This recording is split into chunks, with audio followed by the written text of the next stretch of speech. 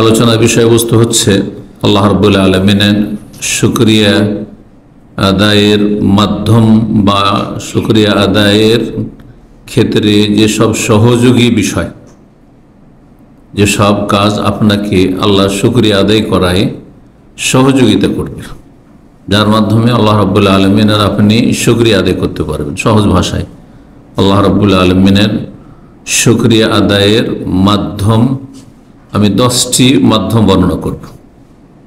কারণ আমরা শুকরিয়া আদায় করি, কিন্তু অনেক সময় সীমিত অর্থে শুকরিয়া আদায় করি বা সীমিতভাবে শুকরিয়া আদায় করি, যথাযথ শুকরিয়া আদায় করা হয় না।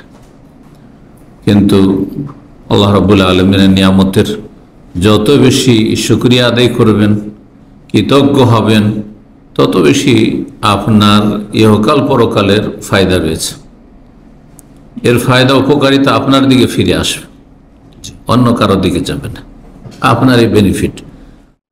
সুতরাং প্রত্যেক মানুষ নিজের ফায়দা চায়, আগে নিজের লাভ চাই, তারপরে অন্যের লাভের কথা, ফায়দার কথা চিন্তা করে। এই সহজ কথাটি যদি আল্লাহ রাব্বুল আলামিন শুকরিয়া আদায়ের ক্ষেত্রে আমরা মনে রাখি, তাহলে খুব সহজ হবে আল্লাহর শুকরিয়া আদায় করা। কারণ যত বেশি শুকরিয়া আদায় করবেন, যত সুন্দর করে শুকরিয়া আদায় করবেন, তত সুন্দর আল্লাহর নিয়ামত পাবেন এবং নিয়ামত টিকবে।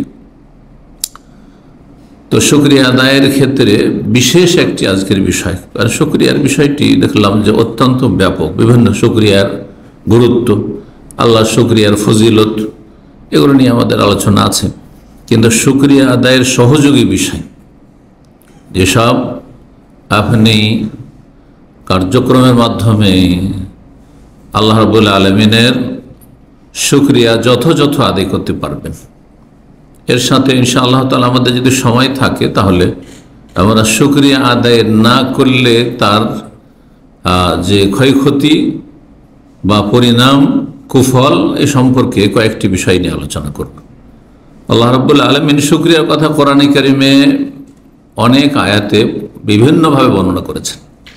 কখনো ফজিলত, কখনো গুরুত্ব, কখনো আল্লাহ রাব্বুল আলামিনের আদেশ, কখনো আম্বিয়া রসুলগণ তারা শুকরগুজার ছিলেন, যে বিভিন্ন আম্বিয়া রসুলগণের কথা রাব্বুল আলামিন বর্ণনা করি, কারণ তারাই হচ্ছেন উলাইকাল্লাযীনা হাদাল্লাহ। সূরা আনাম আল্লাহ ইরশাদ করেছেন, আম্বিয়া রসুলগণ মানব জাতির মধ্যে এমন শ্রেষ্ঠ মানব যে তাদেরকে আল্লাহ হেদায়াত দান করেছেন।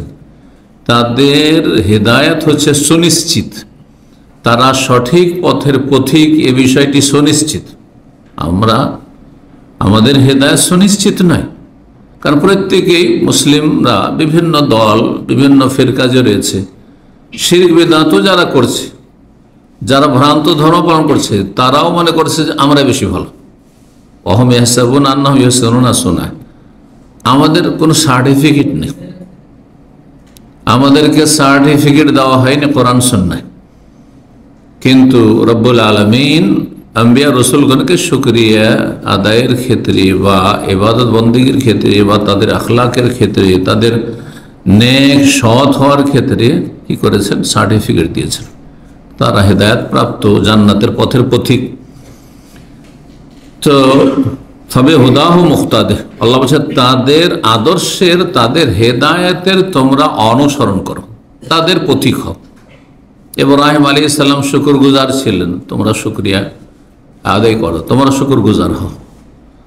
দাউদ আলাইহিস সালামের বংশের নবী রাসূলগণ তারা শুকরগুজার ছিলেন। দাউদ আলাইহিস সালাম অনুসারীরা ইমালু আলা দাউদ শুকরান। রাসূলুল্লাহ সাল্লাল্লাহু আলাইহি ওয়াসাল্লাম সবচেয়ে বেশি শুকরগুজার ছিলেন। আফালা কুন আবদান শাকুরা, নবী সাল্লাল্লাহু আলাইহি ওয়াসাল্লাম কঠোর পরিশ্রম করে ইবাদত বন্দেগী করতেন। আর সাহাবায়ে কেরামগণ বা তার ঘরের পরিবারের সদস্যরা কেউ যদি এত কেন কঠিন পরিশ্রম করছেন, কষ্ট করছেন আপনি ইবাদত বন্দেগীতে, প্রয়োজনই তো নেই আপনার জন্য, বলতেন আমি কি আল্লাহ শুকরগুজার বান্দা হব না? যার যত নিয়ামত, তার তত শুকরিয়া আদায় হচ্ছে কর্তব্য। তো আল্লাহ রাব্বুল আলামিন সূরা বাকারা 172 ইরশাদ করেছেন, ওয়াশকুরু লিল্লাহ, আল্লাহ শুকরিয়া আদায় করো। ইন কুনতুম ইয়াহু তা'বুদুন, যদি তোমরা আল্লাহর ইবাদতকারী হয়ে থাকো। শর্ত, যদি সত্যি আল্লাহর গোলাম, আল্লাহর বান্দা যদি হয়ে থাকো, আল্লাহর অনুগত হয়ে থাকো, আল্লাহর ইবাদতকে তোমরা মেনে নিয়ে থাকো, মুসলিম, বিশ্বাস করেন যে আল্লাহ আমাদের সত্য মাবুদ, আমরা তার ইবাদতবন্দি করি এবং তার ইবাদতের জন্য আমাদেরকে সৃষ্টি করা হয়েছে। একজন সত্যিকারের মুসলিম বুঝে যে জীবনের লক্ষ্য উদ্দেশ্য কি, আমাকে কেন আল্লাহ পয়দা করেছেন? খাওয়া দাওয়ার জন্য, আমোদ ফুর্তির জন্য? হ্যাঁ। দুনিয়া কিছুদিন থাকার জন্য? শুধু জমিনটা আবাদ করার জন্য? না, কিচ্ছু না। ওমা খালাকতুল জিন্না ওয়াল ইনসা ইল্লা লিয়াবুদুন। মানুষ এবং জিনকে আল্লাহ রাব্বুল আলামিন তার ইবাদতের উদ্দেশ্যে সৃষ্টি করেছেন। আল্লাহর ইবাদত হচ্ছে জীবনের মুখ্য উদ্দেশ্য, যেই জন্য আল্লাহ সৃষ্টি করেছেন।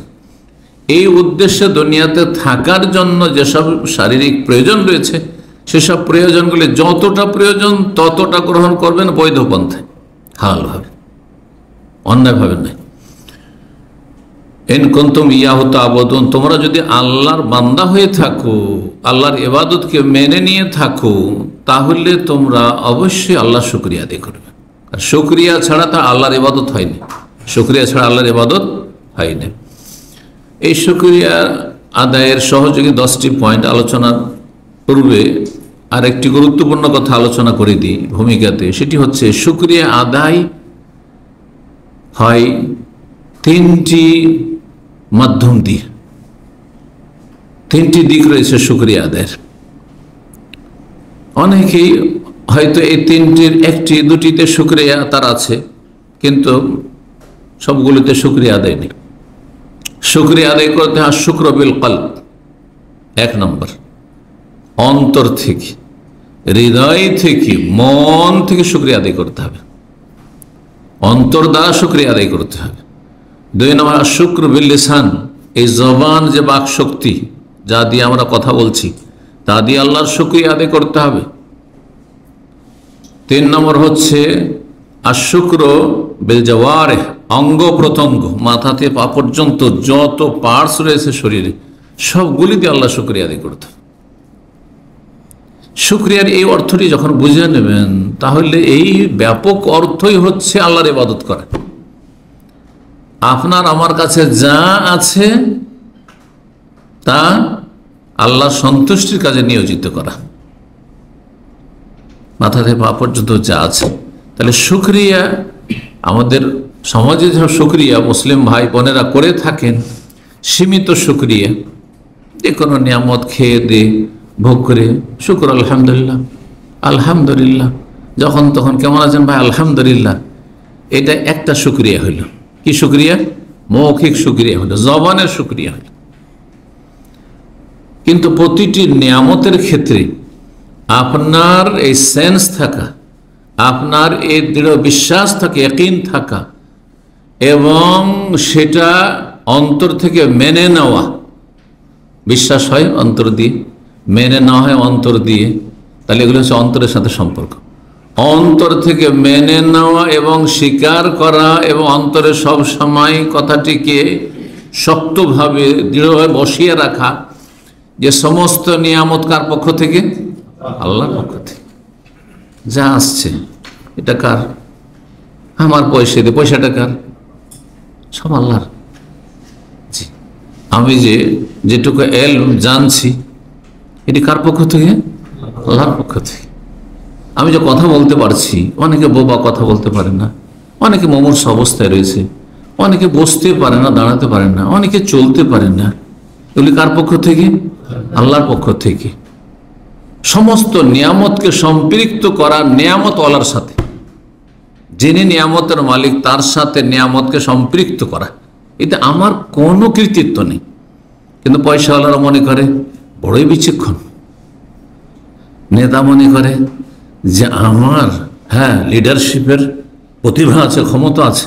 আরে প্রতিভা দিল কে তোকে? এই ধন দৌলতের বুদ্ধি, এত চালাক চতুর হওয়া, এই বিজনেসম্যান হয়ে যাওয়া, তো দিল কে তোমাকে? আমার ব্রেন ছিল ভালো, স্মৃতিশক্তি ভালো ছিল, মেধা শক্তি ভালো ছিল, লেখাপড়া মেহনত করে করেছি, তাই বড় হয়েছি। এসব দিল কে? সব সময় সবগুলিকে সম্পৃক্ত কার সাথে? যিনি নিয়ামতের মালিক রব্বুল আলামিন তার সাথে। যদি আপনি দুনিয়ার কোন নিয়ামতকে অন্যের সাথে সম্পৃক্ত করেন তাহলে এটা আপনার নাশুকরি হয়ে গেল। যদি আপনার মনে বিশ্বাস আছে যে আমাকে আল্লাহ ভালো করেছেন, কিন্তু কথায় কথায় অনেক সময় অধিকাংশ মানুষরা ভাগ্য ভালো তাড়াতাড়ি চিকিৎসাটা করেছিল, হ্যাঁ হ্যাঁ ভাগ্যটা ভালো, হ্যাঁ যে ভালো যে অমুক ডাক্তারের কাছে গিয়েছিলাম, হ্যাঁ আর সেই ডাক্তার সত্যি ভালো ডাক্তার, আমার চিকিৎসাটা খুব ভালো হয়েছে, আল্লাহকে ভুলে গেল।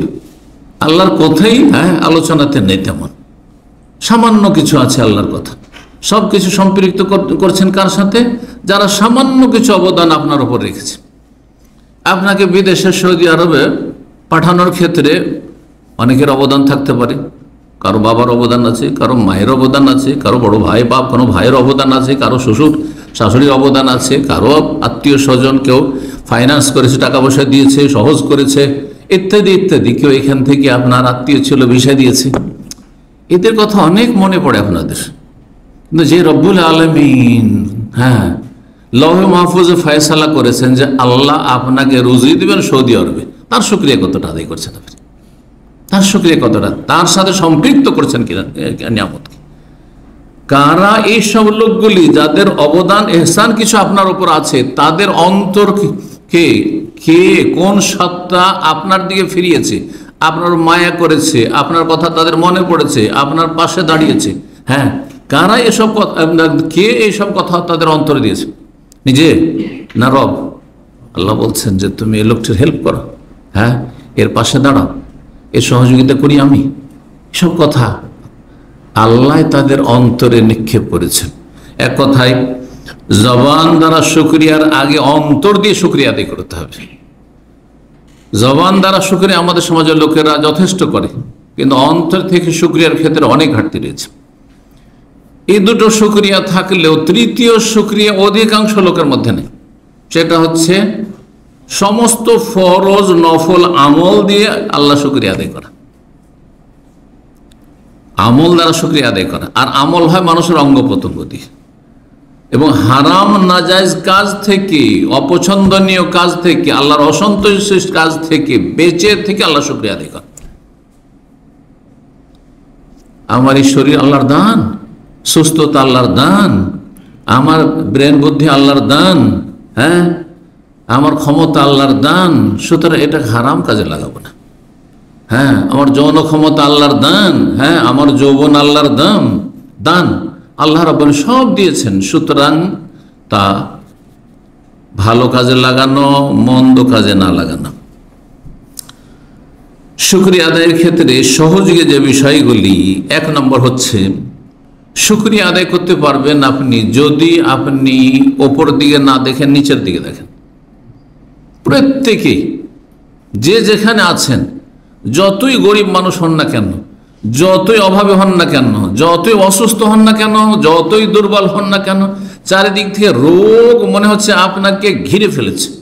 আপনি দেখছেন যে আমি এত রোগী, এত অসুস্থ, আমার অসুখের শেষ নাই, এত বাকি লোকেরা সবাই সুস্থ, কারো কোনো রোগ দেখছি না, আর থাকলে একটা দুটা রোগ আছে, কিন্তু আমার তো রোগ আমার পিছা ছাড়ছে না।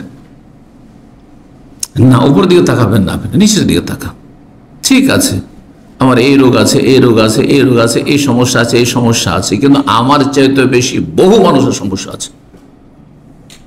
আল্লাহ এরকম আমাদের জীবনে অনেক পরিস্থিতি আসে, সেখানে দেখতে পাবেন এমন এমন লক্ষ্মী, ওহ সুবহানাল্লাহ, কত ভালো আল্লাহ রেখেছেন, অথচ আপনার কাছে একটা পয়সাও নেই হয়তো। হ্যাঁ আপনি হয়তো অসুস্থ, আপনি মানসিক অশান্তিতে আছেন, পারিবারিক অশান্তিতে আছেন, আপনার কাজকর্ম নেই, সৌদি আরবে এসেছেন, কিন্তু আপনার নিচে যে বহু মানুষ আছে। কোন এক সময় একজন ডাক্তার সাহেবের কাছে আমি বসে আছি, আমার আত্মীয়, গরিব এলাকা, একেবারে গরিব এলাকা, বাজার, তার চেম্বারে বসে আছে। একটা গরিব মানুষ তার ছোট একটা বাচ্চাকে নিয়ে আসলো। অনেক আগের কথা বলছি, তখন সস্তার যুগ ছিল, হয়তো 20-25 বছর আগের কথা বলছি। তো কারণ শুকরিয়ার সাথে এর সম্পর্ক রয়েছে। মনে করি যে আমার কাছে বেশি টাকা পয়সা নেই, অনেক কোটিপতি, অনেকের লক্ষ লক্ষ টাকা আছে। হ্যাঁ, সেই লোকটি চিকিৎসা করার পরে তার বিল হয়েছে মাত্র 5 টাকা, মাত্র 5 টাকা বিল হয়েছে। সে আস্তে করে ডাক্তারকে বলছে যে কত বিল হলো? বলছে 5 টাকা। বলছে আমার কাছে মাত্র 2 টাকা আছে। আল্লাহ, মাত্র 2 টাকা আছে। ছোট বাচ্চার চিকিৎসা করতে এসেছে। আমি ডাক্তারকে বললাম যে ওকে ওষুধ দিয়ে বিদায় করে দাও। আমার ছোট, বললাম যে ওষুধ দিয়ে বিদায় করে দাও, একটু বিল আমি দিচ্ছি। বলুন তো দেখি, এই নিচের এই লোককে দেখলে কে শুকরিয়া আদায় করবেন না আপনার, তাই না? হাসপাতালে যান আর দেখে আসেন রোগীদেরকে কি কি অবস্থায় আছে।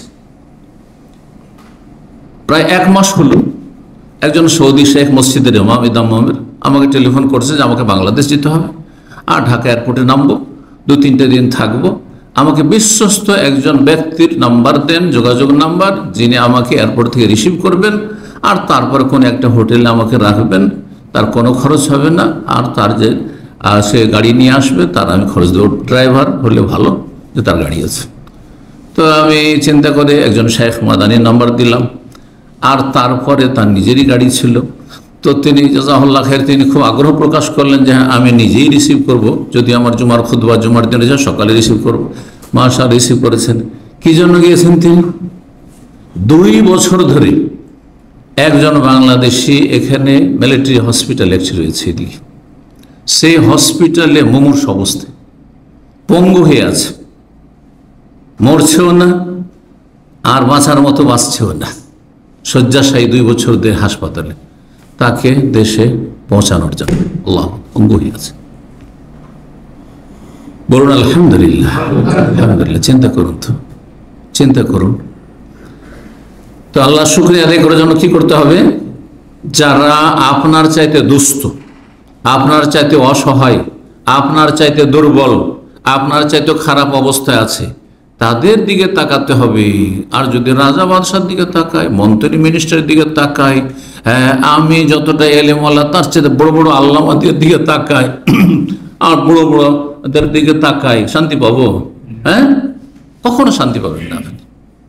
রাসূলুল্লাহ সাল্লাল্লাহু আলাইহি ওয়াসাল্লামের এই মর্মে হাদিস রয়েছে, সহিহ মুসলিমে রয়েছে, সুনান তিরমিজি অন্যান্য হাদিসে রয়েছে, ইযা নাযারা আহাদুকুম ইলা মান ফুদ্দিলা আলাইহি, তোমাদের কারো যদি নজর ওপর দিকে চলে যায়, যাকে আল্লাহ তোমার চাইতে বেশি শ্রেষ্ঠত্ব দিয়েছেন, তোমার চাইতে বেশি আয়ু উপার্জন করে, তোমার চাইতে বেশি সুখী আছে, সুস্থ আছে, ওই দিকে যদি তাকাও, ফালিয়ানজুর ইলা মান হুয়া আসফাল মিনহু, তাড়াতাড়ি তুমি নিচের দিকে দেখো, নিচের দিকে তাকাও।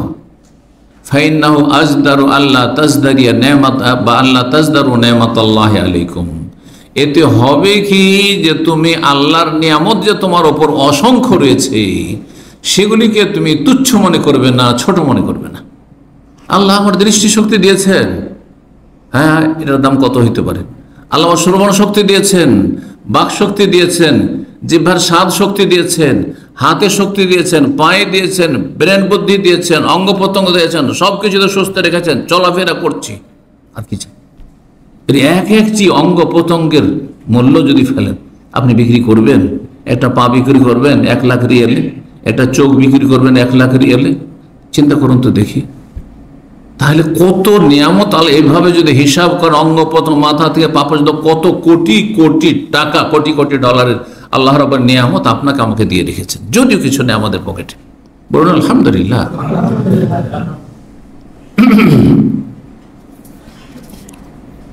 দ্বিতীয় বিষয় হচ্ছে যে মানুষ আল্লাহর শুকরিয়ায় সহযোগী। দ্বিতীয় বিষয় যে মানুষ যেন সবসময় এ কথা বিশ্বাস করে, জানবে এবং বিশ্বাস করবে যে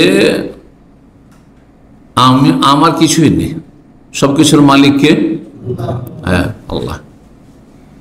যেমন একটা কৃতদাস, যার কোনো ব্যক্তি মালিকানা থাকে না, ব্যক্তি কোনো স্বাধীনতা থাকে না, যা কিছু আয় উপার্জন করবে কার? তার মনিবের, তার মালিকের। তখন দাস প্রথা ছিল, দাস প্রথা মানে এটি পণ্যের মতো বিক্রি হয়। আপনার বাড়িতে মাল সামান আছে, সেটা কার? আপনারই, আপনার মালিকানা দিন, আপনি যা ইচ্ছা তাই করছেন, বিক্রি করবেন, কাউকে দিয়ে দিবেন, খেয়ে নেবেন, আপনি শেষ করে দেবেন, যা ইচ্ছা তাই করছেন, যেখানে ইচ্ছা সেখানে নিয়ে যাবেন। সবসময় মনে রাখবেন যে আমার কাছে নিজের বলে কোনো কিছু নেই, আমি হচ্ছি একজন অসহায় গোলাম মালিকের, যিনি মালিক রব্বুল আলামিন। রব্বুল আলামিন আমারও মালিক আল্লাহ, এবং আমাকে যা কিছু দেওয়া হয়েছে তারও মালিক আল্লাহ। যা কিছু আমার কাছে আছে সব কিছুর মালিক আল্লাহ রব্বুল আলামিন। এই কথা সবসময় দৃঢ় বিশ্বাস রাখতে হবে যে সবকিছু আল্লাহ, তাহলে শুকরিয়া আদায় করতে পারবেন। এই জন্য সহিহ বুখারী মুসলিমে হাদিস রয়েছে, নবী সাল্লাল্লাহু আলাইহি ওয়াসাল্লাম কঠোর পরিশ্রম করে দীর্ঘ সময় ধরে যখন তাহাজ্জুদ পড়তেন, পাগুলি ফেটে যেত, পাগুলি ফুলে যেত, দুই রকম হাদিস রয়েছে। তখন মা আয়েশা রাদিয়াল্লাহু তাআলা আনহা অথবা অন্য কেউ বললেন যে আতাফালু হাযা ওয়া কাদ গাফারাল্লাহু লাকা মা তাকাদ্দামা মিন যামবিকা ওয়া মা তাআখার, আপনার আগের পরের ভুল ভ্রান্তি আল্লাহ ক্ষমার ঘোষণাই করে দিয়েছেন অগ্রিম, আর আপনি এত কষ্ট করে কেন ইবাদত করছেন? তিনি বলছেন আফালা কুন আবদান শাকুরা।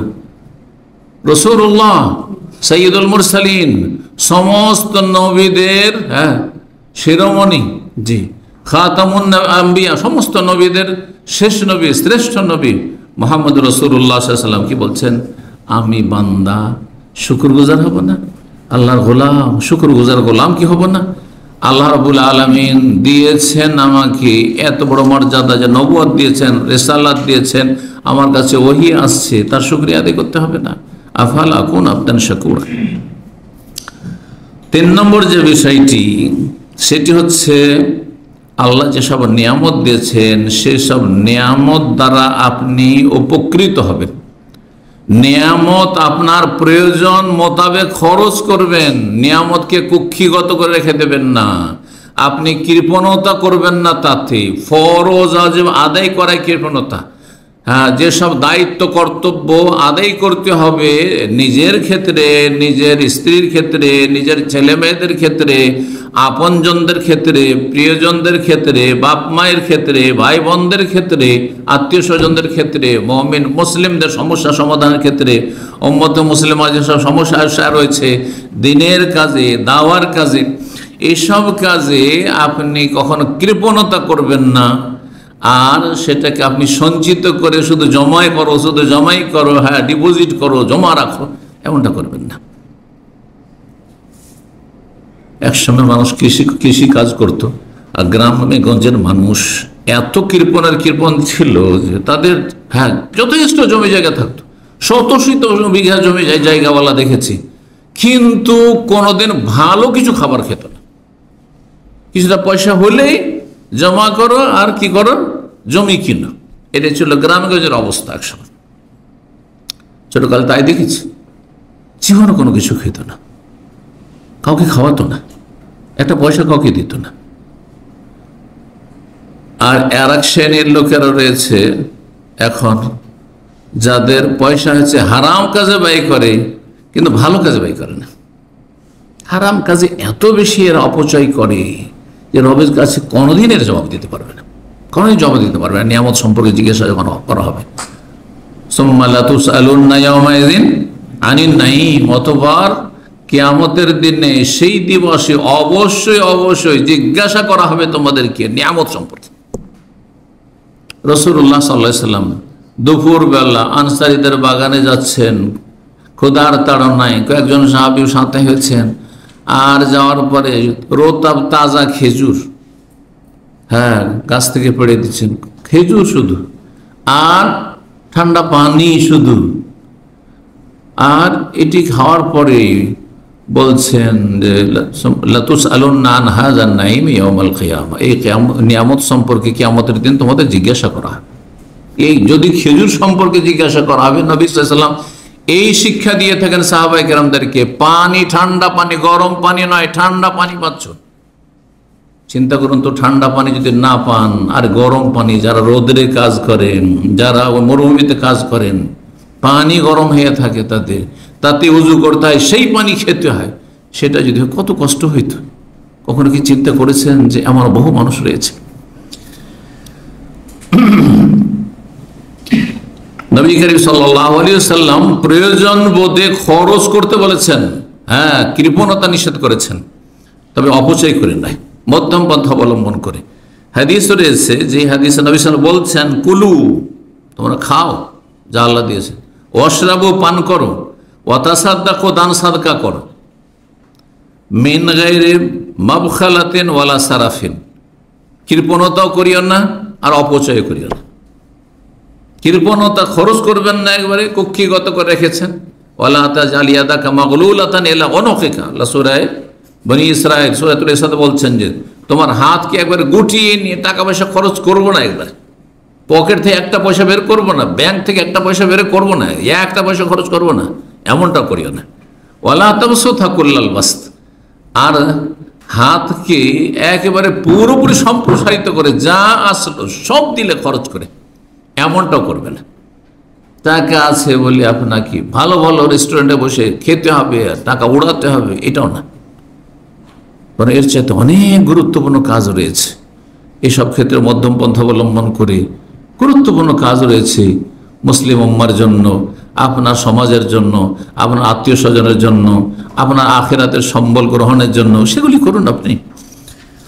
রাসূলুল্লাহ সাল্লাল্লাহু আলাইহি ওয়াসাল্লাম বলছেন যে কৃপণতাও করবেন না আর অপচয় করবেন না, দান সাদকা করো আর পানাহার করো। ফাইনাল্লাহু ইউহিব্বু, কারণ আল্লাহ পছন্দ করেন আইয়ুরা আসারু নি'মাতিহি আলাইহি, আল্লাহ চান যে আল্লাহ তোমাকে যে নিয়ামত দিয়েছেন তা তোমার শরীরে আর তোমার দৈনন্দিন জীবনে যাতে দেখা যায়।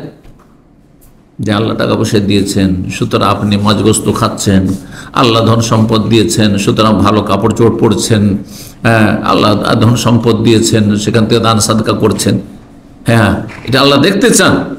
মুসনাদ আহমদ, নাসাই, তিরমিজির হাদিস এবং আর হাদিসটি হাসান।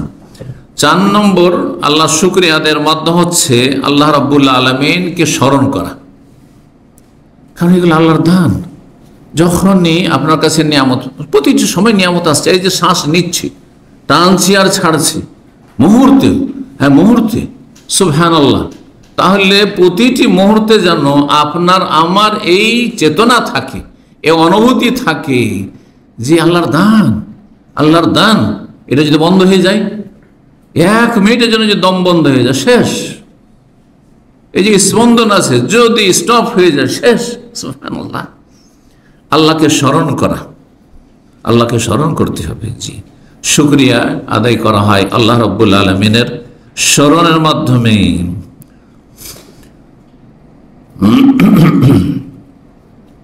রাসূলুল্লাহ সাল্লাল্লাহু আলাইহি ওয়াসাল্লামের একটি হাদিস রয়েছে, লাম ইয়াকুল শাইআন ইল্লা হামিদাল্লাহ আলাইহি, কোনো কিছু যখন খাবেন তখন আলহামদুলিল্লাহ বলবেন। ওয়ালা ইয়াশরাবু শারাবান ইল্লা হামিদাল্লাহ আলাইহি, কোনো কিছু পান করবেন বলো আলহামদুলিল্লাহ, খেলেও আলহামদুলিল্লাহ, পান করলেও আলহামদুলিল্লাহ, কোনো কিছু পেলেন আলহামদুলিল্লাহ। ওয়ালা ইয়াবতাশু বিশাইইন কাত্তু, কোনো কিছু ধারণ করলে, এই যে হাতে ক্ষমতা আছে, এখন যদি প্যারালাইসিসে আপনি আক্রান্ত হয়ে যান, হ্যাঁ তাহলে কি হয় বলুন? অঙ্গ প্রত্যঙ্গ নাড়াতে পারছেন না, নড়তে পারছেন না। বলছি যে কোনো কিছু ধারণ করবেন ইল্লা হামিদাল্লাহ আলাইহি, আল্লাহর প্রশংসা করবেন। প্রতি সময় যে জবান চলতে আছে, জবান কখনো ক্লান্ত হয়, এত যে আমার কথা বলছি, আল্লাহ শুকরিয়া আদায় করুন। এই জবানে যদি স্বাদ না থাকে, এই জিহ্বাতে স্বাদ আছে সব কিছু, তাই না? জিহ্বার স্বাদকে যদি আল্লাহ কেড়ে নেন তো খাবারে বুঝতে পারবেন, হ্যাঁ কোনটা লোনা, কোনটা মিষ্টি, কোনটা ঝাল, কোনটা তিতা, কোনটাতে স্বাদ আছে, কোনটা স্বাদ নেই, সব সমান, সব সমান। চিন্তা করুন, একজন দায়ী ছিলেন আল কাসিম, আজকে থেকে 5-7 বছর আগে ছিলেন, অথবা 8-10 বছর আগে ছিলেন। আমি ওখানে আল কাসিম যে বোরাইদায় বক্তব্য করেছি, ওখানে সেই সময় অনেক উপস্থাপনা করেছেন, আল্লাহ যেন তাকে শেফা দান করেন। তো সেই দায়ী আমার খুব খাতিরের মানুষ।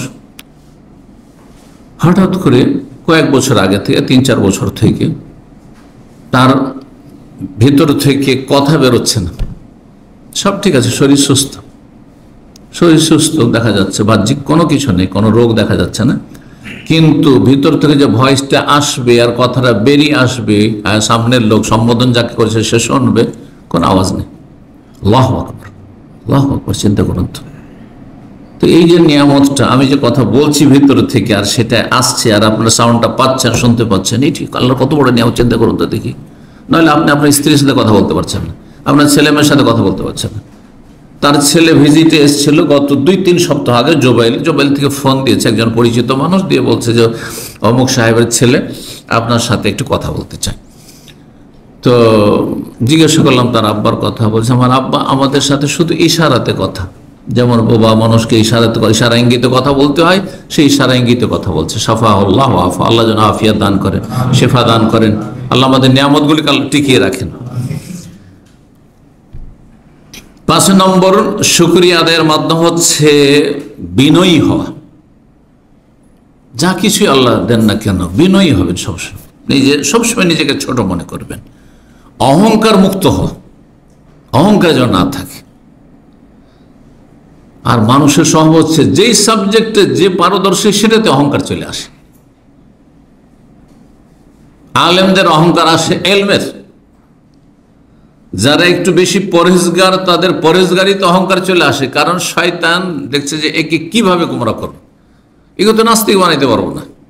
হ্যাঁ, সহি আকীদা তাওহীদ সুন্নাতের অনুসারী আহলুল হাদিস সালাফিদেরকে গোমরা করে শয়তান অন্য রাস্তা দিয়ে, আপোষে লড়িয়ে দিয়ে, ঝগড়া ফাসাদে লাগিয়ে দিয়ে, হিংসা বিদ্বেষ দিয়ে, হ্যাঁ, আর মনের সংকীর্ণতা দিয়ে, উদারতা না থাকা দিয়ে, বিভিন্নভাবে যাকে যেভাবে পারে শয়তান সেভাবে তাকে অ্যাটাক করে। সবাইকে সব পাপ করাতে পারবে না, এটা শয়তান ভালো করে জানে। আপনাকে দিয়ে যে পাপ করাতে পারবে, হয়তো আমাকে পারবে না, সে আমার ক্ষেত্রে অন্য অস্ত্র ব্যবহার করবে। সবসময় সজাগ থাকতে হবে। ইন্না শায়তান লাকুম আদু, শয়তান তোমাদের শত্রু, ফাত্তাখিযু আদুয়া, শত্রুকে শত্রুই মনে করিয়ে। শত্রুকে যদি শত্রু না ভাবেন তাহলে ক্ষতিগ্রস্ত। তো বিনয়ী হইতে হবে, নমনীয় হইতে হবে, অহংকার মুক্ত হইতে হবে। কারণ যার মধ্যে অহংকার চলে আসে সে তখন আল্লাহর নিয়ামতে ভুলে যায় যে আল্লাহ যে আমাকে এলেম দিয়েছেন এটি আল্লাহর দান, আল্লাহ যে আমাকে পয়সা দিয়েছেন এটি আল্লাহর দান।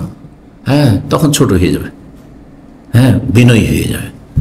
আর না হলে যদি মনে করে আমি অনেক এলেম শিখেছি, আমি অনেক পয়সার মালিক হয়েছি, অনেক ক্ষমতার মালিক হয়েছি, আমি অনেক সুস্থ আছি, আমার কোনো রোগ নেই, হ্যাঁ, এই মন মানসিকতা কখন রাখবেন না। আল্লাহর দান, আলহামদুলিল্লাহ, বিনয়ী হবেন।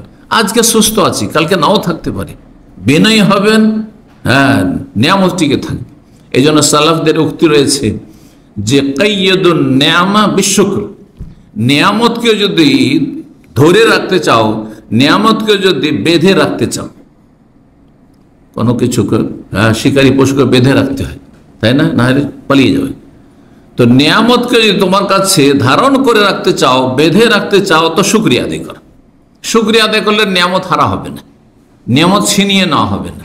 আর যখনই শুকরিয়া আদায় করবে না, না শুকরি করবে বিভিন্নভাবে, অন্তর থেকে শুকরিয়া আদায় করছো না, জবান দ্বারা শুকরিয়া আদায় করছো না, আমল দ্বারা শুকরিয়া আদায় করছো না, আল্লাহ নিয়ামত দিয়েছেন আর পাপ করা শুরু করে দিলে আল্লাহ নিয়ামতকে ছিনিয়ে নেবে। বহু লোককে আল্লাহ রাষ্ট্রীয় নিয়ামত দিয়েছিলেন, রাষ্ট্রীয় ক্ষমতা দিয়েছিলেন, ছিনিয়ে নিয়েছেন, ছুঁড়ে ফেলে দিয়েছেন। বহু লোককে আল্লাহ এলেম দিয়েছিলেন কিন্তু বেশি দিন সময় দেননি, আর তার এলেমে বরকত হয়নি। এলেম অনেক শিখেছে কিন্তু কাউকে দিয়ে যেতে পারেনি। যার কাছে যে নিয়ামত আছে সেই নিয়ামতকে যদি টিকাতে হয় তাহলে কি করতে হবে? হ্যাঁ, শুকরিয়া আদায় করতে হবে। আর শুকরিয়া আদায়ের একটি মাধ্যম হচ্ছে বিনয়ী হওয়া, নমনীয় হওয়া, তাওয়াজু, খাকসারি। খাকসারি কথাটি ফার্সি শব্দ কিন্তু আমাদের ভাষাতে ব্যবহারে, খাক মানে মাটি আর সারি মানে নিজেকে মাটিতে মিশিয়ে দাও, ছোট মনে, অনেক বড় মনে করবে না নিজেকে। জি। 6 নম্বর শুকরিয়া আদায়ের মাধ্যম হচ্ছে যে যতই আপনি ভালো আমল করেন না কেন, যতই আল্লাহ শুকর আদায় করেন না কেন, যতই নেক কাজ করেন না কেন, হ্যাঁ, যতই গুনাহ থেকে বেঁচে থাকেন না কেন, সব সময় এ কথা মনে রাখবেন যে আমার অনেক ত্রুটি আছে, আমি ত্রুটি মুক্ত না। আমি 5 ওয়াক্ত নামাজ পড়ছি, নামাজও ত্রুটি আছে আমার, তাহাজ্জুদ পড়ছি তাতেও গাফিলতি আছে, নফল রোজা রাখছি তাতেও আমার গাফিলতি আছে, রোজা অবস্থায় মেলা অপছন্দনীয় কাজ করে ফেলছি, অপছন্দনীয় অপ্রীতিকর কথা বলে ফেলছি, অথবা সময় কত নষ্ট করছি। আর আল্লাহ কত সময় দিয়েছেন কিন্তু এই সময়গুলি কতটা আমি আল্লাহর জন্য লাগাচ্ছি, আল্লাহর দিনের জন্য লাগাচ্ছি, আল্লাহ সন্তুষ্টির জন্য লাগাচ্ছি, আমি আখিরাতের স্থায়ী জগতের জন্য কতটা সময় দিচ্ছি, আর আমি এই ক্ষণস্থায়ী জগতের জন্য সব সময় লেগে আছেন শুধু পয়সা, দুনিয়া দুনিয়া দুনিয়া। 24 ঘন্টার মধ্যে কতক্ষণ দুনিয়ার কাজ করছেন আর কতক্ষণ আপনি আখিরাতের কাজ করছেন, চিন্তা করুন। তো শুকরিয়া আদায়ের ক্ষেত্রে যতই আপনি শুকরিয়া আদায় করেন, কিন্তু আপনি নিজেকে ত্রুটিপূর্ণ মনে করবেন। 7 নম্বর উপায় হচ্ছে শয়তানের বিরুদ্ধে জিহাদ করা, জাহাদ, সর্বাত্মক প্রচেষ্টা চালানো। হ্যাঁ, সব সময় নিজের আত্মপর্যালোচনা করেন, নিজের হিসাব করেন, এবং শয়তান যে মন মেজাজকে এবং কথা কাজকে পাপের দিকে নিয়ে চলে যাচ্ছে বা নেকির কাজ থেকে গাফেল করে দিচ্ছে, এক্ষেত্রে শয়তানের বিরুদ্ধে সবসময় লড়াই চালিয়ে যেতে, সংগ্রাম চালিয়ে যেতে। ওয়াল্লাযীনা জাহাদু ফীনা লানাহদিয়ান্নাহুম সুবুলানা, আল্লাহ রাব্বুল ইরশাদ করছেন যে যারা আমার পথে সর্বাত্মক চেষ্টা করবে, মুজাহাদা, জিহাদ করবে, মেহনত পরিশ্রম করবে, মেহনত অবশ্যই আল্লাহ মেহনতের মূল্যায়ন করবে। লানাহদিয়ান্নাহুম সুবুলানা, অবশ্যই আমার পথ দেখাবো, জান্নাতের রাস্তা দেখাবো, আমার সন্তুষ্টির রাস্তা দেখাবো। এবং শয়তানের অনিষ্ট থেকে আল্লাহকে আশ্রয় চাইতে হবে, শয়তানের বিরুদ্ধে সংগ্রাম চালিয়ে যেতে হবে। দেখেন, মনে যখনই খারাপ কথা আসছে, এটা কোথা থেকে আসছে? শয়তানের ওয়াসওয়াসা, শয়তানের কুমন্ত্রণা। তাহলে তখন কি মুজাহাদা হচ্ছে যে মন খারাপ দিকে যাচ্ছে, এখন আমি ভালোর দিকে ফিরে নিয়ে আসবো, হ্যাঁ, ভালো কাজ করা শুরু করব।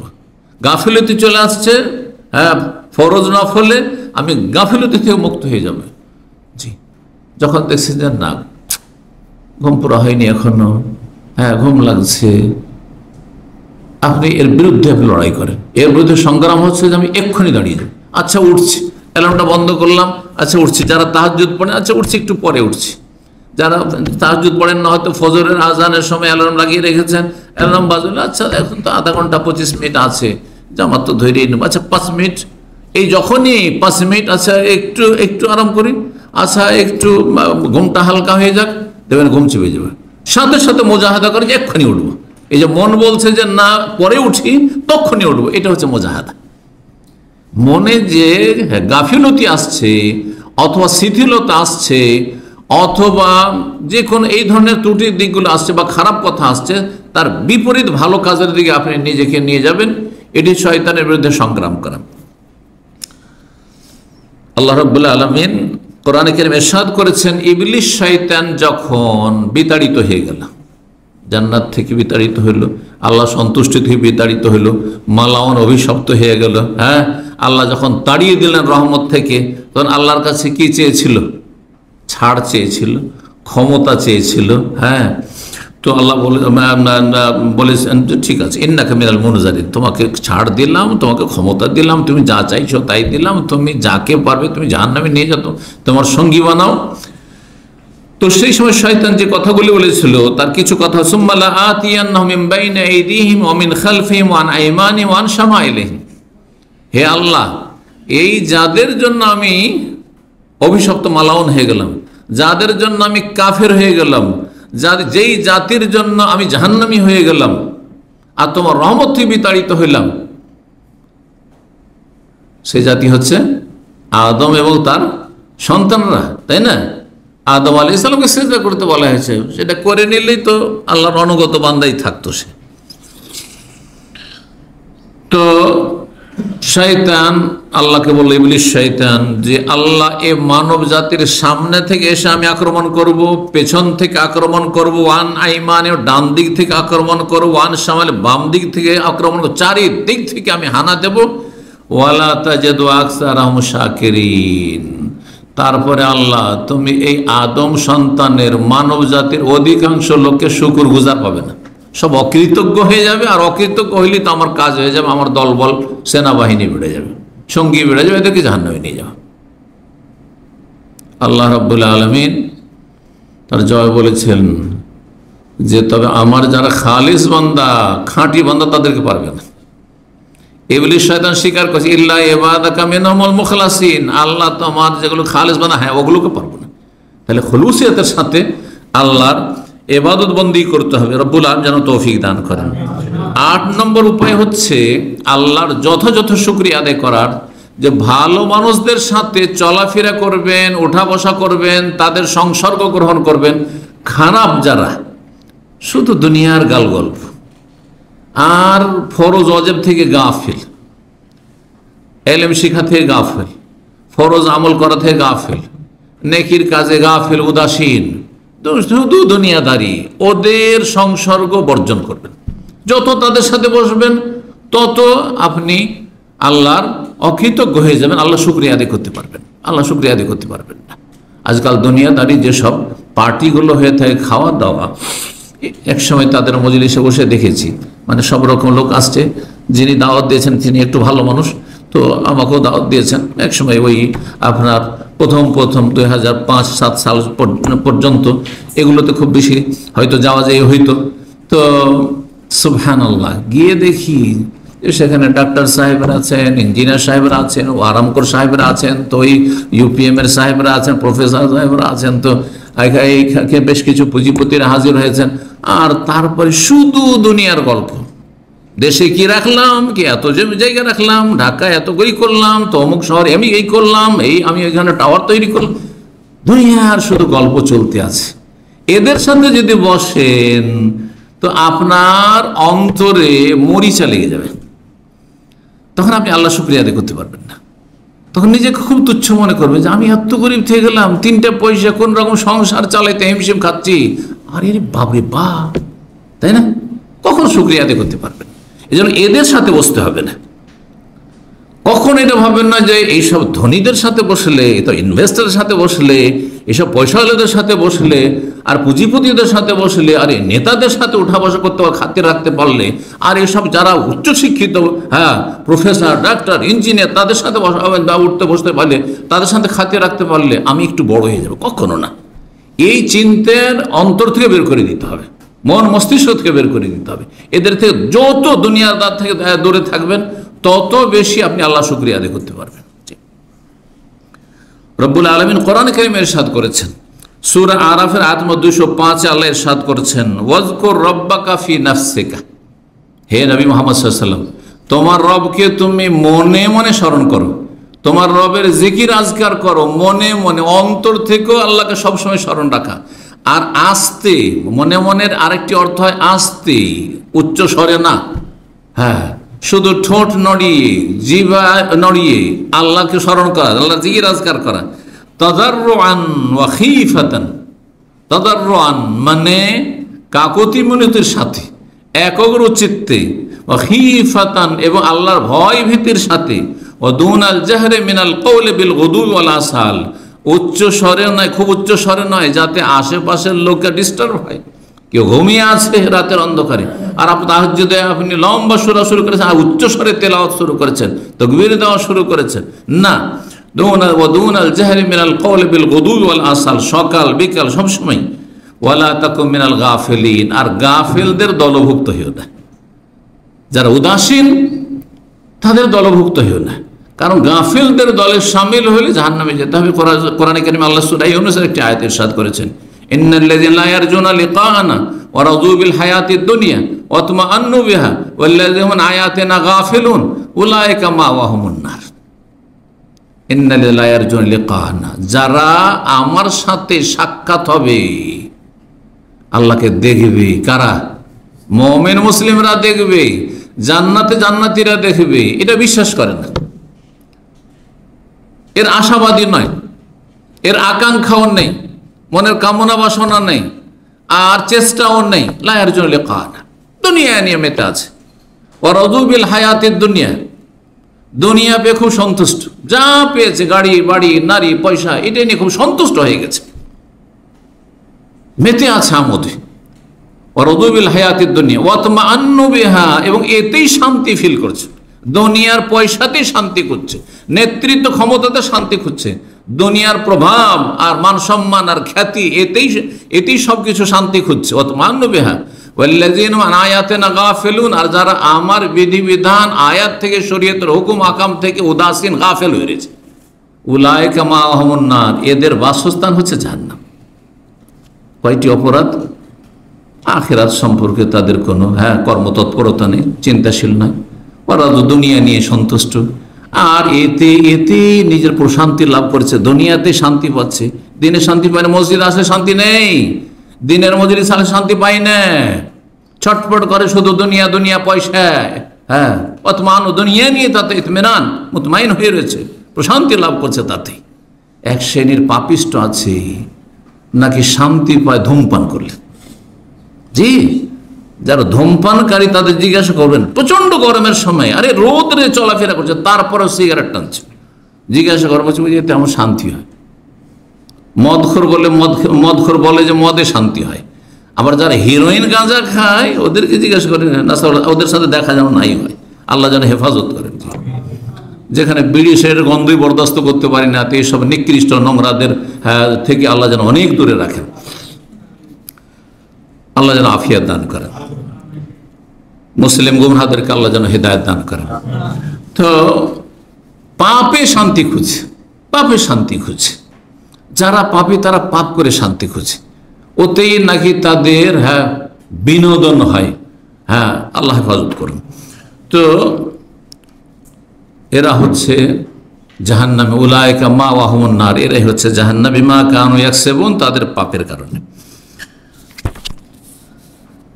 9 নম্বর, আল্লাহর শুকরিয়া আদায়ের ক্ষেত্রে সহযোগী বিষয় হচ্ছে যে আল্লাহর কাছে দোয়া করবেন। কারণ দোয়া হচ্ছে আল্লাহর কাছে সাহায্য চাওয়া।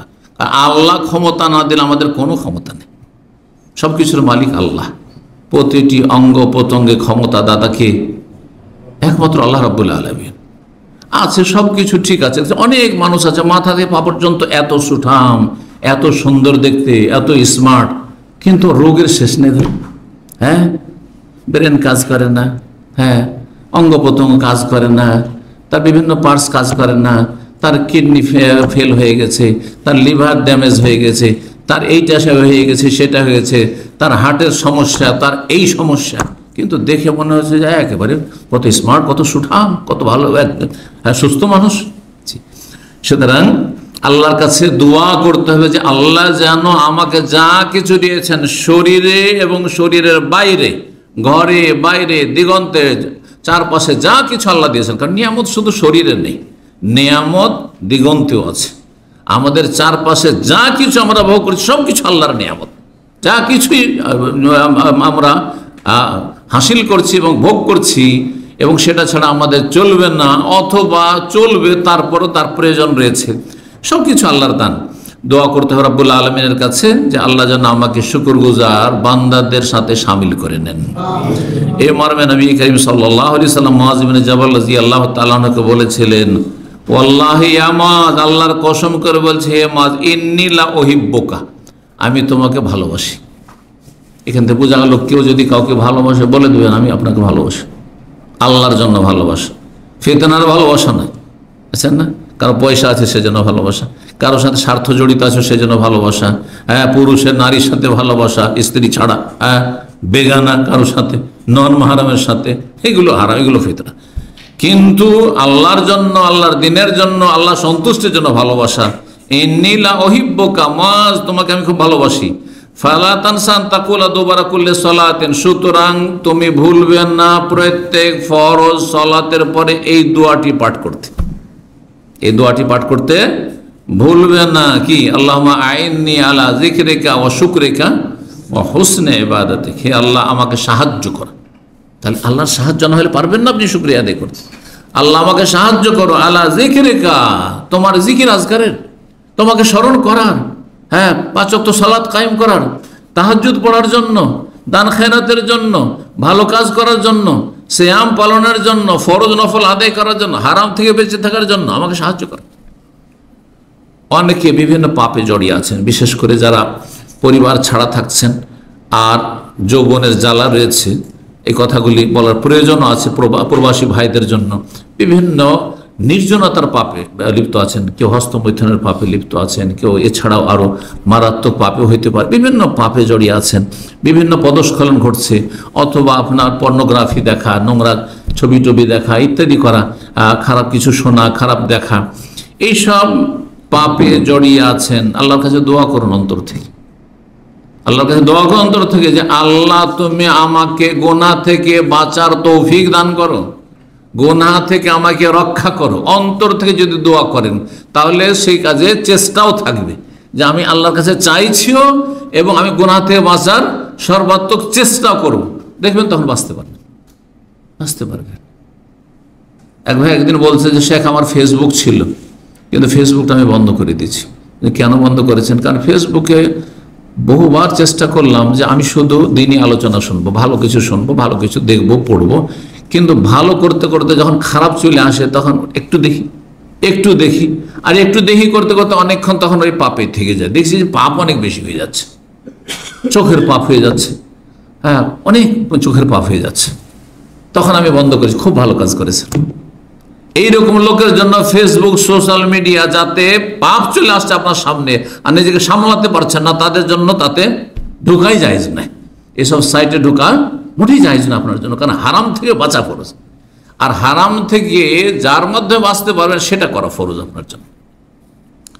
আল্লাহুম্মা আইন্নী আলা যিকরিকা ওয়া শুকরিকা, শুকরিয়া আদায়ের তৌফিক দান করো, শুকরিয়া আদায়ের জন্য সাহায্য করো। ওয়া হুসনে ইবাদাতিকা, আর সুন্দর করে ইবাদত করার জন্য তুমি সাহায্য করো। তো আল্লাহুম্মা আইন্নী আলা যিকরিকা ওয়া শুকরিকা, আইন্নী আলা শুকরিকা, আল্লাহ তোমার শুকরিয়া আদায় করার জন্য আমাকে সাহায্য করো। আল্লাহ যেন অন্তর থেকে এই দোয়াগুলি করার তৌফিক দান করেন। আমি বলেছিলাম যে সময় যদি থাকে তো আর একটি জিনিস বর্ণনা করে দেব। 5টি পয়েন্ট রয়েছে, খুব সংক্ষেপে বলে দিই। সেটা হচ্ছে যদি আল্লাহর শুকরিয়া আদায় না করেন তো তার ভয়াবহতা, তার ক্ষয়ক্ষতি অথবা কুফল। 1 নম্বর হচ্ছে যে আল্লাহর যদি অকৃতজ্ঞ হন, নিয়ামতের শুকরিয়া আদায় না করেন। আর শুকরিয়া আদায় বললাম অন্তর থেকে করতে হবে, জবান দ্বারা করতে হবে, আর কি করতে হবে? কয়টি? 9টি বয়ান করেছি, একটি থেকে গেছি কিন্তু, সেটি হচ্ছে এটি বলেনি। 9টি বর্ণনা করলাম না কি সম্পর্কে? হ্যাঁ, আল্লাহর শুকরিয়া আদায়ের ক্ষেত্রে সহযোগী বিষয়, কেমন করে আপনি আল্লাহ শুকরিয়া আদায় করতে পারেন যথাযথ। 10 নম্বর পয়েন্টটি ছুটে গিয়েছিল, সেটি হচ্ছে আল্লাহর নিয়ামতকে আল্লাহর সন্তুষ্টির কাজে ব্যবহার করা। আল্লাহর নিয়ামতকে আল্লাহ সন্তুষ্টির কাজে ব্যবহার করা, যা আল্লাহ দিয়েছেন তা দ্বারা যেন কি হয়? নেকির কাজ হয়, ভালো কাজ হয়, কমপক্ষে জায়েজ কাজ হয়, হারাম কাজ না হয়, নাজায়েজ কাজ না হয়, অবৈধ না হয়, অপছন্দনীয় কাজ না হয়, যাতে আল্লাহ অসন্তুষ্ট হবেন। আপনি আল্লাহর নিয়ামত দিয়ে, আল্লাহর দান, আর সেটা দিয়ে আপনি আল্লাহকে অসন্তুষ্ট করছেন, আল্লাহর দান দিয়ে আপনি হারাম করছেন, এটা যেন না হয়। এখন আপনি চিন্তা করে একটি উদাহরণ নেন। চোখ আল্লাহর কত বড় নিয়ামত, ঠিক না? এই চোখ দিয়ে কি করবেন? আপনি ফরজ সুন্নত আদায় করবেন, আল্লাহকে সন্তুষ্ট করবেন। হারাম নাজায়েজ থেকে চোখকে বাঁচিয়ে, দৃষ্টি শক্তিকে বাঁচিয়ে রাখবেন, তার মাধ্যমে আল্লাহকে সন্তুষ্ট করবেন। আপনি আপনার জবানকে তো চোখ দিয়ে কেমন করে ভালো কাজ করবেন? চোখ দিয়ে ভালো কাজ কি করা যেতে পারে বলেন? না, হ্যাঁ, একটা তো নেগেটিভ হলো যে চোখ দিয়ে হারাম দেখবেন না, তাই না? চোখ দিয়ে হারাম দেখবেন না, তাহলে ব্লু ফিল্ম দেখবেন না, মহিলাদের তাকাবেন না, আপনি নাজায়েজ কোনো দৃশ্য দেখবেন না। এটা না হলে নেগেটিভ হলো। পজিটিভ কি হতে পারে? চোখ, হ্যাঁ, দ্বারা কি করবেন? আপনি কোরআন তেলাওয়াত করবেন। আপনি, হ্যাঁ, চোখ দ্বারা আপনি যারা দুর্বল, অসহায়, তাদের দিকে মায়ার দৃষ্টিতে তাকাবেন, বড়দের দিকে আপনি শ্রদ্ধা সম্মানের দৃষ্টিতে তাকাবেন।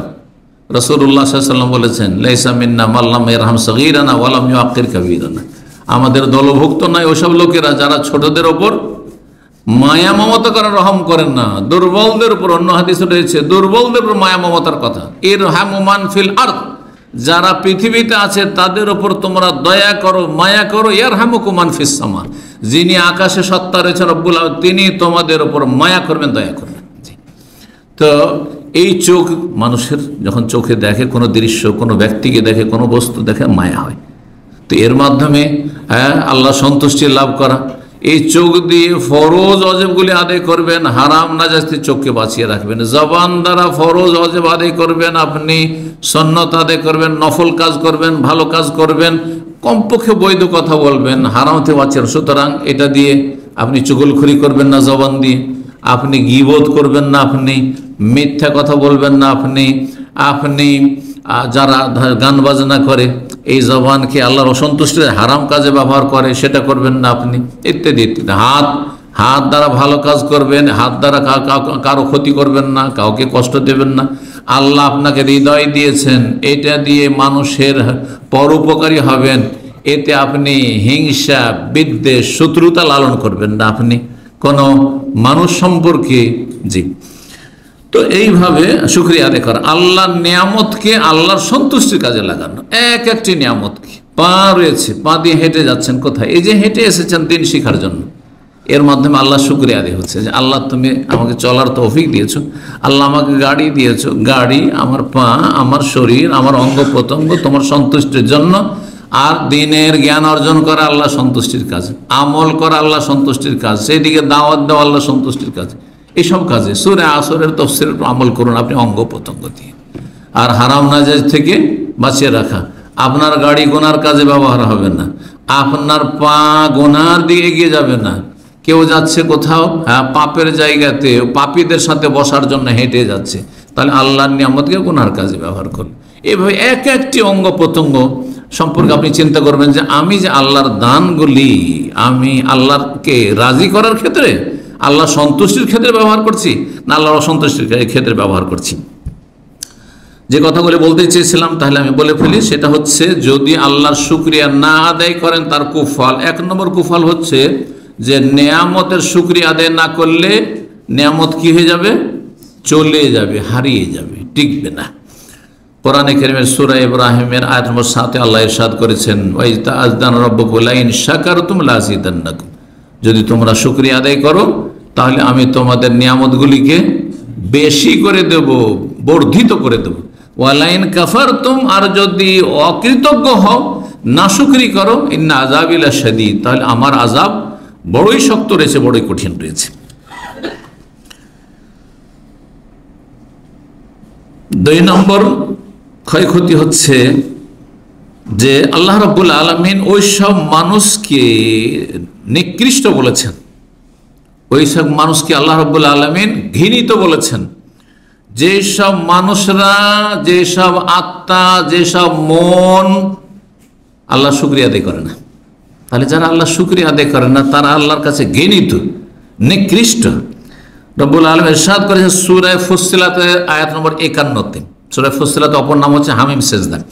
ওয়া ইযা আনআমনা আলাল ইনসানি আরাজা, অধিকাংশ মানুষের স্বভাব হচ্ছে, প্রকৃতি হচ্ছে যে আমি যদি তাদেরকে নিয়ামত দান করি তাহলে সে উপেক্ষা করে, মানে সুখী হইলে পাপী হয়ে যায়, আরাজা আল্লাহর দিন থেকে বিমুখ হয়ে যায়, ওয়া না বেজানেহি পাশ কাটিয়ে চলে যায়, ওয়া ইযা মাসসাহু শাররু, আর যখন বিপদ আপদ এসে পড়ে, বালা মুসিবত আপতিত হয়, ফাজু দুআইন আরিজ, তখন লম্বা দোয়া শুরু করে দেয়, তখন কান্নাকাটি করে হাওমাও করে আল্লাহকে ডাকা শুরু করে দেয়। এতদিন কোথায় ছিল? দেখেন একটি কথা এখানে শোনেন, কথা প্রসঙ্গে, যে মানুষের বালা মুসিবত থেকে রক্ষার জন্য হঠাৎ করে অনেক বেশি ভালো আমল করলেন, এটা এত ফলপ্রসূ না, যত ফলপ্রসূ, যত উপকারী আপনার জন্য, যত সহযোগী আপনার জন্য কন্টিনিউ দীর্ঘদিনের ভালো আমল, দীর্ঘদিনের ভালো আমল। ইউনূস আলাইহিস সালাম, তাকে আল্লাহ ধরেছিলেন একটি ভুলের জন্য। বড়দের ভুল, ছোট ভুলটাই বড় ভুল, তাই না? আল্লাহর বিনা হুকুমে গ্রাম থেকে বেরিয়ে চলে জাতিকে ছেড়ে দিয়ে যে আল্লাহর আযাব আসবে, তোরা ধ্বংস হয়ে যাবে, গেলাম আমি। আল্লাহ কি করলেন তাকে? মাছের পেট, পরীক্ষা, মাছের পেট। আল্লাহ বলছেন ইউনূস আলাইহিস সম্পর্কে যে মাছের পেট থেকে কোনোদিনই বের হইতে পারতো না ইউনূস আলাইহিস সালাম যদি সে একটি ভালো কাজ কন্টিনিউ না করে আসত। ফালাউলা আন্নাহু কানা মিনাল মুসাব্বিহিন, সে যদি তসবিহকারীদের দলের লোক না হইত। তাফসীরকাররা বলছেন যে শুধু লা ইলাহা ইল্লা আনতা সুবহানাকা ইন্নী কুনতু মিনাজ জালিমিন তার নেক আমল না, তার আগে তার অতীতের অনেক ভালো তসবিহ রয়েছে, অনেক বেশি পরিমাণ আল্লাহর জিকির আজকার রয়েছে, এবং ফরজ ওয়াজিব নফল রয়েছে, সেগুলি তাকে কি করেছে? সহযোগিতা করেছে এই বালা মুসিবত থেকে মুক্তি লাভের ক্ষেত্রে। অনেক ভালো মানুষ, দীর্ঘদিনের ভালো মানুষ ছিল, বালা মুসিবতের সম্মুখীন হলে দেখা যায় তার কিছুই হয়নি। এটা এই নয় যে ওই সময়ের কারেন্ট শুধু একটা নেক, সারা জীবন পাপ করে এলো আর হঠাৎ আল্লাহকে এমন ধরা ধরলো আর এমন দোয়া করা শুরু করলো, ভাবছে ওই দোয়া দিয়ে কাজ হয়ে যাবে। না, ওর চাইতে অনেক উপকারী আপনার জন্য হবে কন্টিনিউ আপনার দীর্ঘদিনের নেক আমল। ফালাউলা আন্নাহু কানা মিনাল মুসাব্বিহিনা লালাবিসা ফি বাতনিহি ইলা ইয়াউমি ইউবাসুন। ইউনূস আলাইহিস সালাম যদি তসবিহকারীদের অন্তর্ভুক্ত আগে থেকে না হতেন তাহলে কিয়ামত পর্যন্ত মাছের পেটে থেকে যেত, সে হজমও হইতো না, মাছ হজমও করতে পারতো না, আর পচে সরেও যেত না, আর আমি তাকে মারতাম, এইভাবেই থেকে যেত কিয়ামত পর্যন্ত। সুবহানাল্লাহ।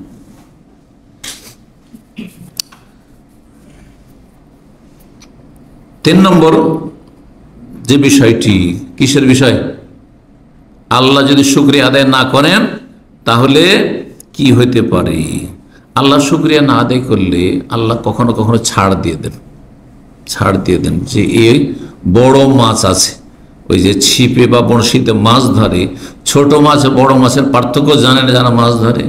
ছোট মাছ যদি লাগে সাথে সাথে খাচ করে টানবে, ঠিক কিনা, তাড়াতাড়ি উঠাবে। আর বড় মাছ যদি লেগে যায় 10 কিলো 20 কিলো 50 কিলো যদি মাছ লেগে যায়, হ্যাঁ, বড়শিতে, তখন কি করে? সুতা ছাড়তেই থাকে। হ্যাঁ, আল্লাহর জন্য উত্তম উদাহরণ, উত্তম দৃষ্টান্ত রয়েছে। তো আল্লাহ বড় বড় পাপীদেরকে এরকম করে, ঢিল দিতেই থাকেন, ছাড় দিতে থাকেন, কিন্তু ছেড়ে দেন না। আর যখন ধরেন মারাত্মকভাবে আল্লাহ ধরেন। আর এই চোখের সামনে আপনারা দেখতে পাচ্ছেন এরকম অপরাধীদেরকে আল্লাহ খুব ছাড় দিয়েছিলেন, আর তাতে তারা প্রতারিত হয়ে গেছিল যে কিছুই হয়নি, কই আমরা তো সব কিছুই করছি, কোথায় কি হচ্ছে। কিন্তু এমন ধরেন যে কঠিন অবস্থা, তখন কঠিন অবস্থা হয়ে যায়, আর কোনো সুযোগ পায় না, তখন ছাড় দেওয়া হয় না। রব্বুল আলামিন ইরশাদ করছেন এই মর্মে কোরআনে কারীমে, ফালাম্মা নাসু মা যুক্কিরু বিহি, আল্লাহর যে উপদেশ এসেছিল কোরআন এবং হাদিসে ওহীতে, যখন তারা সেটা উপেক্ষা করে, ভুলে যায়, আমল করে না, ফাতাহনা আলিম আবওয়াবা কুল্লি শাই, তখন প্রত্যেকটি সুখের দ্বার তাদের সামনে আমি খুলে দিই। সুখের সামগ্রী, পাপীকে আল্লাহ বেশি সুখী করেন, আল্লাহ বলছেন সব দরজা আমি খুলে দিই, যেখানে হাত দেয় সেখানে লাভ, সেখানেই সুখ আর শান্তি আর শক্তি। আর তারপরে হাত্তা ইযা ফারিহু বিমা উতু, যা কিছু নিয়ামত এত বেশি পেল যে আমোদ ফুর্তিতে মেতে উঠল, আনন্দিত, খুশির শেষ নেই। তখন আল্লাহ বলছেন আখাযনাহুম বাগতা, হঠাৎ করে আকস্মিক তখন আমি ধরে ফেলি। আখাযনাহুম বাগতা ওহুম লা ইয়াশউরুন, আখাযনাহুম বাগতা ফাইযা হুম মুবলিসুন, অন্য জায়গায় লা ইয়াশউর রয়েছে, ফাইযা হুম মুবলিসুন, তখন তারা হতাশ হয়ে যায়, হাই কি হলো, আর কোনো উপায় নেই। 4 নম্বর যে বিষয়টি, মানুষ যখন আল্লাহর অকৃতজ্ঞ হয়ে যায়, নাশুকরি করে, শুকরিয়া আদায় না করে, তখন নেয়ামত আযাবে পরিবর্তন হয়ে যায়, রূপান্তরিত হয়ে যায়। আল্লাহর নেয়ামত এখন আযাব হয়ে পড়েছে। আল্লাহ দিয়েছেন ছেলে মেয়ে, বেশ উচ্চ শিক্ষিত হয়েছিল, কিন্তু একসময় এমন আযাব হলো যে বাপ মাকে বাড়িতে থাকতে দেয় না, রাস্তায় নামিয়ে দিচ্ছে, বৃদ্ধাশ্রমে পাঠিয়ে দিচ্ছে। একজন আমেরিকায়, তো একজন অস্ট্রেলিয়ায়, একজন বলছে অমুক জায়গায় আছে না, এরকম শিক্ষিত লোকদের সব সোশ্যাল মিডিয়া আজকাল দেখতে পাচ্ছেন। কিন্তু এক মেয়ে অমুক জায়গায় রয়েছে, একজন অমুক জায়গায় রয়েছে, আর দেশে এসছে, আসার ওরা বাপ মাকে বাড়ি থেকে বের করে দিয়েছে। হ্যাঁ, বা বাড়ি ঘর লিখে নেওয়ার জন্য তাদের ওপর পেস্তুল ধরে নিয়েছে, জবরদস্তি লিখে দিতে হবে। হাউযুবিল্লাহ, অশান্তি। এইরকম অধিকাংশ দুনিয়াদার পয়সাওয়ালাদের জীবনে বেশি অশান্তি রয়েছে। তো আল্লাহ রাব্বুল আলামিন নিয়ামত ছিনিয়ে নিয়ে আযাব দিয়ে থাকেন। যেমন ইয়ামান দেশে একসময় আল্লাহর আযাব এসেছিল, ইয়ামান দেশে অনেক বাগান ছিল, একসময় অনেক বাগান ছিল। আর তারপরে সেই যুগের মানুষরা যখন পাপিষ্ট হয়ে গেল, কাফের হয়ে গেল, বিভিন্ন পাপে জড়িয়ে গেল, তখন আল্লাহ তাদের নিয়ামতকে বিশাল বন্যা আল্লাহ পাঠালেন, আর তাদের সমস্ত বাগানগুলি সব ধ্বংস হয়ে গেল। আর ধ্বংস হওয়ার পরে নতুন যে সব গাছপালা গজাইলো, সেগুলো কোনো ফলের গাছ না, উপকারী কোনো গাছ না। এই কথা কোরআনে কারীমে রব্বুল আলামিন বর্ণনা করেছেন, সূরা সাবা বর্ণনা করেছেন। 5 নম্বর যে কুফল আল্লাহর নাশুকরির, আল্লাহর অকৃতজ্ঞ হওয়া, সেটি হচ্ছে আল্লাহ ক্ষুধার্ত করে দেন, হ্যাঁ, দারিদ্র দিয়ে দেন, দুর্ভিক্ষ চাপিয়ে দেন এবং ভয় ভীতি চাপিয়ে দেন। দেশে খুব শান্তি ছিল, দেশে খুব নিরাপত্তা ছিল, আর নিরাপদ চলাফেরা করছিলেন, কিন্তু এখন ভয়ে থাকতে পারছেন না। ঘরে থাকলেও ভয়, বাইরে গেলেও ভয়, নিজের জন্য ভয়, ছেলে মেয়েদের জন্য ভয়, বিভিন্ন রকমের ভয় ভীতি, হ্যাঁ, ভয় ভীতি আল্লাহ চাপিয়ে দেন এবং ক্ষুধা দারিদ্র চাপিয়ে দেন। সূরা নাহলের আয়াত নম্বর 112-তে আল্লাহ রাব্বুল ইরশাদ করেছেন, ওয়াদারাবাল্লাহু মাসালান কারিয়া, আল্লাহ একটি জনপদ, একটি শহর, একটি দেশের দৃষ্টান্ত উপমা বর্ণনা করেছেন।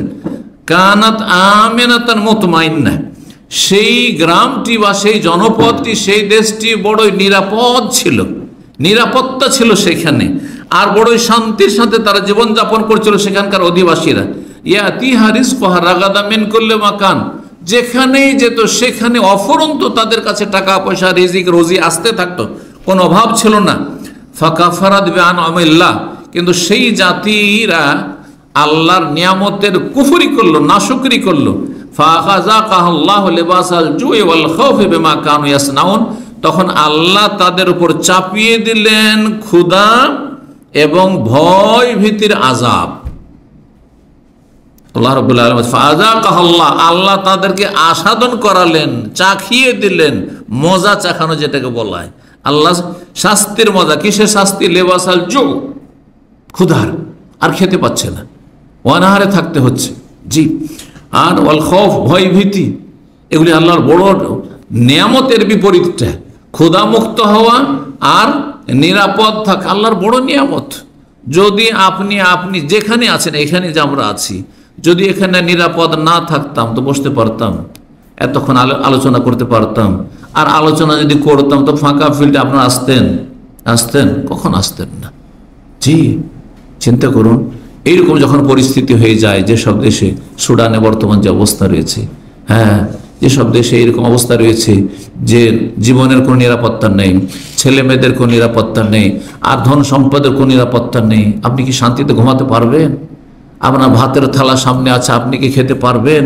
হ্যাঁ, কখনো না। তো আল্লাহ রাব্বুল, এগুলি হচ্ছে আযাব। আল্লাহ রাব্বুল আলামিন যেন সমস্ত বালা মুসিবত থেকে হেফাজত রাখেন এবং আল্লাহর শুকরিয়া আদায়ের তৌফিক দান করেন। আল্লাহুম্মা আইন্না আলা যিকরিকা ওয়া শুকরিকা ওয়া হুসনি ইবাদাতিক, এই দোয়াটি বেশি বেশিও পড়বেন, এমনি সময়তেও পড়বেন, আর বিশেষ করে সুন্নতি যে আমল, সেটি হচ্ছে ফরজ সালাত শেষ করার পরে যেসব জিকির আজকার রয়েছে, তার মধ্যে এই জিকিরটি সবসময় পড়ার চেষ্টা করবেন। আল্লাহ যেন তৌফিক দান করেন।